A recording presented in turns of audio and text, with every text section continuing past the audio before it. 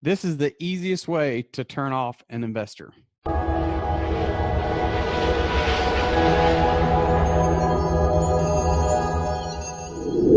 Hey guys, how you doing today? Want to talk to you about something I see quite a bit when I see pitches, even at competitions out publicly, but I also see it, and it's more prevalent when I see pitches in a private session in front of investors or syndicate groups of angel investors.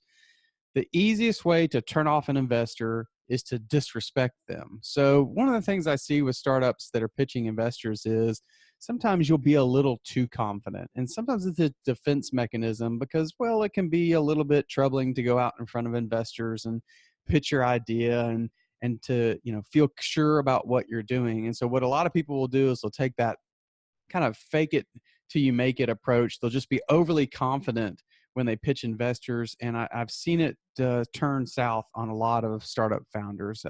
I've seen them go so far as to just be so confident that they were rude to the investors and they disrespect them. These investors are people who have made it to their level of wealth, their level of success, because they're pretty good at what they do. They may not know as much as you do about the industry that you're in. They may not know as much about finance as you do.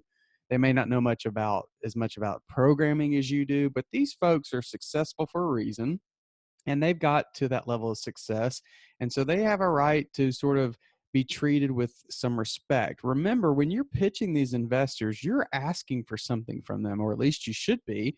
When you're building your deck, your last slide really should be your ask and what you're looking for. And if you're asking them for money or expertise or involvement or anything from them, you need to respect them for that. So what happens with these pitches is, usually at the end, 10 or 15-minute pitch, and then you leave time for questions.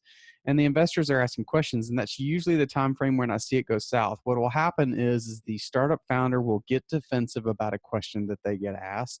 Their whole body language changes, and they get a little too confident when they're talking to the investors and sort of pushing back on the answers that they have.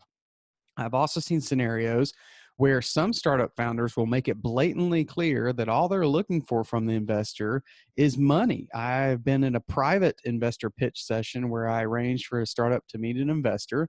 We were actually had been at lunch and gone back to a private meeting, and things were going really good. I actually found out after the fact that the investor was ready to cut a check until the startup founder said this: I don't need your money. I don't need your expertise. I just need your money. Well, that's pretty disrespectful. In this instance, that startup investor was really hoping to get involved because he loved the idea so much and he thought there was more value that he could bring than just writing a check. And that really is true. When you're looking for a startup investor, it's not just about the check that they can write, although that certainly helps. It's about the context they can lead you to, the expertise that they can add, all kinds of things.